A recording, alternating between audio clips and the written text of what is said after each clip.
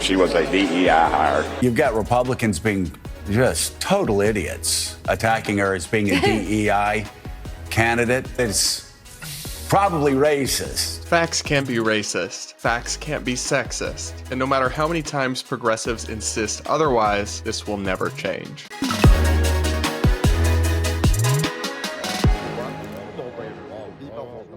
Progressives cry racism after Republicans point out facts about Kamala Harris. AOC is actually right about something for once, and a delusional TikToker is worried about getting drafted? All this and so much more is coming up on today's episode of the Brad vs. Everyone podcast, my daily show where I take on the craziest ideas from across our politics and across the internet from a center-right independent perspective. If you're new here, make sure you subscribe and stick around, and regardless, do remember to hit that like button and comment with your thoughts as we go along. I do read the comments, and I pick a few to respond to in every episode. So up first, today's the day that ends in Y, so accusations of racism are flying around from Democrats. All the drama started when a Republican Congressman, Tim Burchett from Tennessee, dared to suggest that Vice President Kamala Harris was a diversity, equity, and inclusion, DEI, hire when Biden selected her as vice president. Take a listen to this clip of him with CNN. Biden said, first off, he said he's going to hire a black female for vice president, and that he just skipped over. What about white females? What about any other group? It just, when you go down that route, you take mediocrity, and that's what they have right now as a vice president. So are you suggesting she was a DEI hire? 100%. She was a DEI hire. He said he was going to hire, and she didn't. Her record is abysmal at best. So the congressman is getting called racist for this, but he simply stated a fact. Kamala Harris was objectively a DEI hire. We'll get into that, but quickly I do just want to note that Biden didn't actually say he was only going to pick a black woman. He said he will only pick a woman, and then strongly suggested he would heavily consider black women. But while he specifically narrowed it down to women only for his VP, he never officially ruled out white women. He just leaned towards and ultimately picked a black woman, but he did rule out all men and males on the basis of their gender from contention for his vice presidency. So anyway, this was not received well online. The progressive activist Nina Turner quote tweeted it and said, "This is racism, BTW." A Democratic Congresswoman, Representative Nydia Velázquez, tweeted, "It doesn't surprise me that some of my colleagues say racist things, but it does surprise me how comfortable they are saying racist things." Meanwhile, many of the people in the comments section essentially said this was just the new way of saying the N-word. On MSNBC, host Joe Scarborough attacked Republicans making this argument as specifically racist. You've got Republicans being just total idiots, attacking her as being a DEI candidate. And I will tell you, 99% of Americans don't even know what those letters stand for. But they know that it's probably racist. And it's just not the way to go. But, oh, there it is. Oh, hi, Timmy. But I will tell you, when I look at the vice president, I'm just looking at somebody that is a generation younger than Donald Trump. And I think it's going to energize a lot of people that Democrats need to win this election. Yeah, it's been old and white and male. You guys get the idea. Anybody on the right who dares call Kamala Harris a diversity hire, a DEI hire, or anything like that is just an evil racist. But guys, it is a fact that Kamala Harris owes her position as vice president in part due to DEI. It is a fact that if she had been the exact same senator but a white male, Biden would not have selected her as his vice president because he openly said he was only considering women for the job. And he was extensively pressured to specifically pick a black woman. As an NPR headline from the Time reads, "Pressure grows on Joe Biden to pick a black woman as his running mate." Guys, this was 2020, and it might, some of y'all might have forgotten, but it was kind of a wild time. identity politics and racial justice activism were at their absolute zenith. Identity was a but-for cause of Kamala Harris's selection as Biden's vice president. That means she can be factually called a diversity hire or a DEI pick, and that because it is a fact, it can't be a racist or sexist statement. Now, I want to address some of the very common counterarguments I get. One of which is people saying, well, Kamala Harris is qualified. She was a former state attorney general, she was a senator, and I agree. She had the necessary qualifications on paper to be vice president. But somebody being a DEI pick or a diversity hire doesn't usually mean they're totally unqualified for the job. Only in very rare cases do people take DEI politics so far that they put people who are totally unsuited for a job in a position just because of their identity. It does happen, but it's pretty rare. What's more common, and what happened in this case, is choosing one candidate from a pool of qualified candidates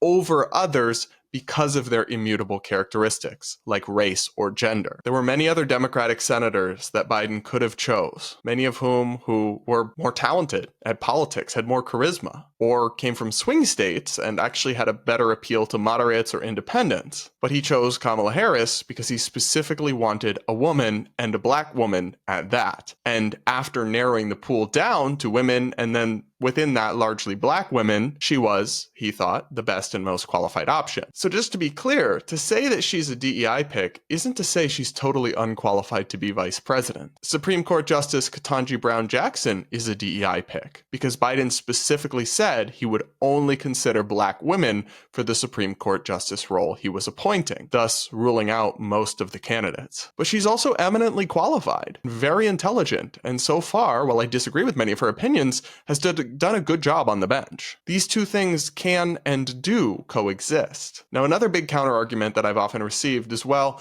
vice presidents are often selected due to reasons other than merit. For example, Pence was selected not because he was, the brightest guy in the world, but because Donald Trump in 2016 wanted to shore up support with social conservatives and evangelical Christians. And I do acknowledge that vice presidential selections aren't usually only about merit. There's a lot of other considerations that come into play. But selecting someone because they have strong support within a specific voter group, like evangelical Christians or even black voters, is actually quite different than simply selecting them because of their sex or the pigment of their skin. Kamala had very little support from black voters, who actually overwhelmingly already backed Joe Biden. Her own presidential campaign totally crashed and burned. She dropped out well before the first Iowa caucuses, with just about 2% in the polls by the end of her campaign. Andrew Yang was beating her. So while yes, vice presidents are often selected due to reasons other than merit, in my view that really shouldn't be the case. You should be picking the best backup president,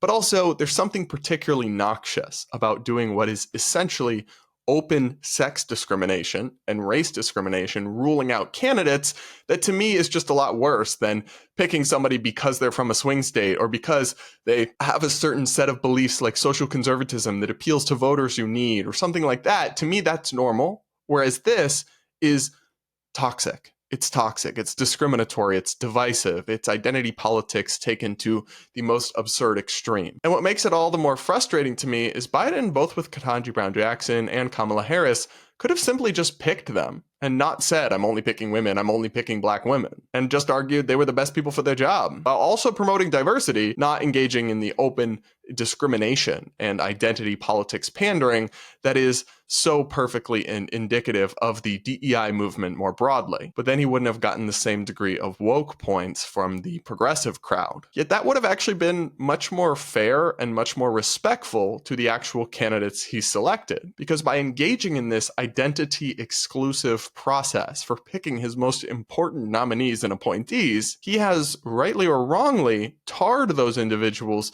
with this label of DEI hire or diversity hire. In Kamala's case, I think it's a fair one because there's no way she would have been selected if she was a white man. She wouldn't have been selected by Joe Biden in 2020. Obviously, we've had lots of mediocre white men in the past as vice president, but 2020 was different. DEI had taken over, and he explicitly said, I won't consider any men. But in the case of Ketanji Brown Jackson, I actually think it's quite unfair to her, because he could have just said, I'm picking the best person for the job, and that happens to be Ketanji Brown Jackson. But instead, because he wanted his woke identity points, he did her a massive disservice, in my view, by only picking her after eliminating the vast majority of the other candidates due to their immutable demographics. Ultimately, guys, you don't have to take my word for it that Kamala Harris was a DEI pick. Just ask, well, Joe Biden. Together we make history, not erase it. To me, the values of diversity, equality, inclusion are literally, and that's not kidding, the core strengths of America. That's why I'm proud to have the most diverse administration in history. It taps into the full talents of our country and starts at the top with the vice president. So we're now being told that it's racist to state a fact that Biden selected Kamala Harris as part of the DEI movement, when even Biden himself has openly stated this many times. That's what bothers me so much about this story. There's something just Orwellian about the way that woke media and progressive activists keep yelling at us and trying to silence us and shut us down and tell us we're hateful bigots for simply observing reality. They are essentially trying to stigmatize the statement of facts. And I can and will never accept that. Facts cannot be sexist. Facts cannot be racist. Facts are what they are. And if you want to play the identity politics game and openly discriminate on the basis of race and sex when you pick appointees, then you cannot complain when your critics go on to identify those individuals as diversity hires or DEI picks. Now, I am open to the argument that Republicans just shouldn't focus on this. They shouldn't focus on calling Kamala a DEI hire or whatever, and they should focus on ideas and substance and policy and that kind of thing. I'm totally open to that. But I just cannot accept the labeling of the perception of fact, the noticing of truth, as a new form of bigotry. Absolutely not. All right, guys, up next, we got to talk about something I never really imagined myself saying on this show, but you guys know I'm not a partisan. I have to give her credit. Congresswoman AOC, Alexandria Ocasio-Cortez, is absolutely spot on about something. She just grilled the director of the Secret Service, the Biden appointee, in a congressional hearing over the failings of the Secret Service during the recent attempted assassination of Donald Trump. AOC made what I honestly thought was an amazing point. Let's take a listen. An AR-15 has a range of about 400 to 600 yards. My question is, why does the Secret Service perimeter why is the Secret Service protective perimeter shorter than one of the most popular semi-automatic weapons in the United States? There are a number of weapons out there with a number of ranges. Again, an advance was completed. The determination of the perimeter, I'm not going to speak to specifics, but there are a number of factors that are taken into account when we determine our perimeter. Some of it has to do with terrain, some of it has to do with buildings, some of it has to do with assets and resources that are available. And so what I'm hearing is that a perimeter was not established outdoors in an outdoor venue that would prevent an AR-15, which is one of the most common weapons used in mass shootings, from being able to be within the range of Secret Service protection. A perimeter was established, and even though there were buildings that were outside of that perimeter, it wasn't just that building, there were a number of buildings in the area, and there was overwatch that was created to help mitigate some of those buildings. Respectfully, Dr. Cheadle, as well, as a person who has experienced an enormous amount of threat incidents, including incidents that have never been reported publicly,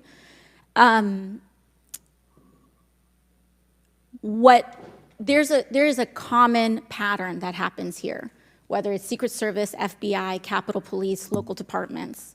After a critical security failure, we often hear there will be an independent investigation. That independent investigation gets set up. Usually the expectation is between 2 to 3 months after the incident, and then nothing really occurs from there. The report is usually not satisfactory to the questions that are usually being raised here. And most importantly, corrective action is rarely taken. If I were to state anything that I think is profoundly important, is that we need to have answers to the public. Ideally, I would encourage you and the agency to be more forthright with the members that still have yet to have their questioning, because the public deserves to have full confidence, and the stakes are too high. The violence that could break out in this political moment, regardless of party, in the event of someone getting hurt, constitutes a national security threat to the entire country. Thank you, and I yield back. Wow. Something, broken clocks. AOC absolutely cooked. She absolutely ate. Everything in that clip, she was just spot on. It was really heartening to see AOC and many other Democrats grill Secret Service Director Kimberly Cheadle in this recent congressional hearing that happened yesterday. Because what we have with the recent assassination attempt against Trump is honestly a glaring and insanely incompetent security failure. Everything from her saying that they didn't put a Secret Service agent on the roof of the building that the shooter shot from because it had a sloped roof, even though they had other agents and snipers on other more sloped roofs, and they do that all the time, to failing to secure a big enough perimeter so that a common rifle with somebody who's not even a good shot could easily reach the president. It's just insane. And I understand that the director herself probably wasn't intimately involved with the decision making that went wrong here, but when you're the head of the agency,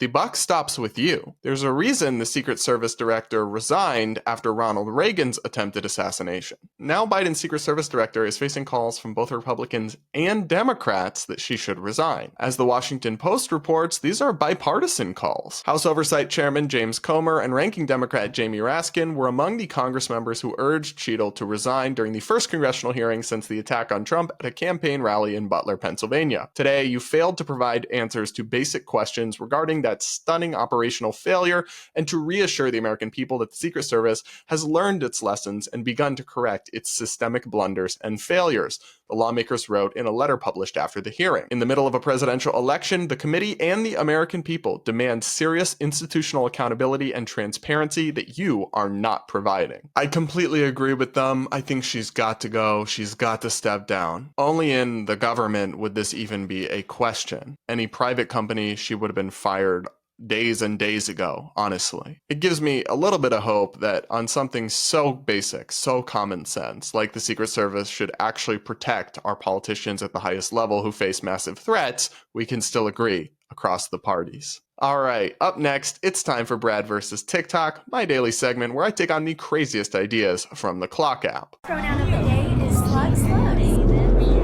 Make sure you're subscribed if you aren't yet. Do remember to hit that like button as we go along. And now let's take a look at a TikToker who, for some bizarre reason, is worried about getting drafted. If I get drafted, I, a 41-year-old mother of a young child who is both disabled and a pacifist, I'm going to do a lot more than just wanting other people to unalive for me. I will take active efforts to ensure that our military efforts against other people fail. At best, this would look like malicious compliance, because I will not be a part of our war machine.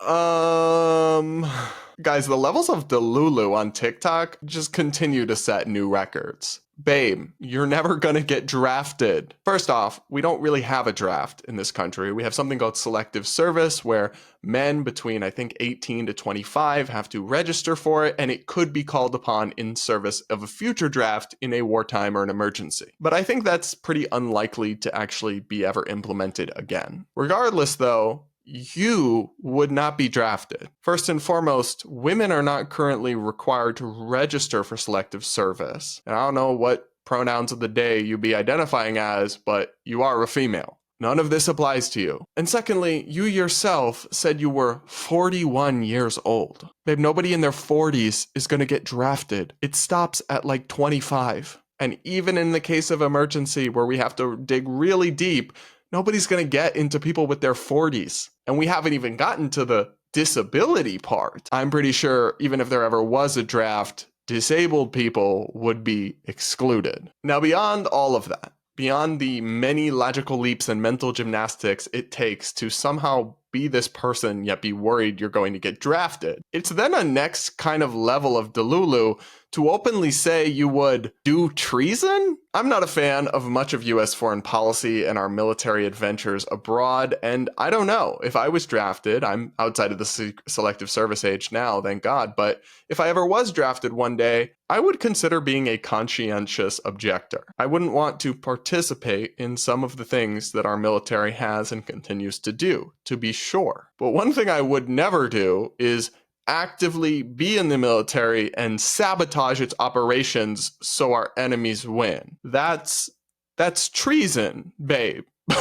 And if I was gonna do it, I sure as shit wouldn't take to TikTok to brag about it and make my intentions clear. All in all, this video is just fundamentally unserious, but it's to me just more proof that some of the most delulu people on earth can somehow build a platform and have some degree of influence and reach on TikTok. And that is far more frightening than the non-existent prospect of this person getting drafted. Let me know what you think in the comments below, and do remember to hit that like button to reward my suffering through this absurdity. And now we'll wrap up today's show with a few of your comments that you left on yesterday's episode. By the way, guys, thanks for the overwhelmingly positive response to my Project 2025 deep dive. I really appreciate the positive feedback, and it was a lot of work, so I'm glad you guys are enjoying it and engaging with it at high rates. One person says, I'm not against banning Game of Thrones Season 8 and erasing it forever. You know what? I changed my mind. I support Project 2025 now and banning all porn, so just so we can get rid of Game of Thrones Season 8 and never have it have happened. Another person says, you literally have the shapes of a Pixar man character. Huh? I don't know what that means, and I don't know if it's supposed to be an insult or a compliment. But okay, I guess. Another person says about Project 2025, Brad is only focusing on a few economically conservative things he likes, transparent as always. Maybe you didn't get very far in the video because I talked at length about banning porn, abortion restrictions, immigration, a bunch of other stuff, not just the economics. I would really appreciate it, guys, if you would watch the whole video before commenting. Another person says, babe, be real with yourself. You're not moderate. You're a conservative gay disgrace. Oh no, I'm so sorry that user SQ2UX7ZG2C thinks I'm a disgrace. I don't know how I'm gonna sleep at night. And I get that lefties think I'm not moderate, they think I'm super right-wing, but actual right-wing people that I talk to think I'm a lib. They think I'm a moderate squish, so which is it, honestly? I don't care at the end of the day. I just say what I think is true and correct, and whether that makes me a moderate or a right-winger or a liberal or whatever, I'm just going to keep telling you what I think is true and correct. Another person writes, hi, I'm a moderate who actively and constantly panders to conservatives. Again, I just give my honest opinions on stuff.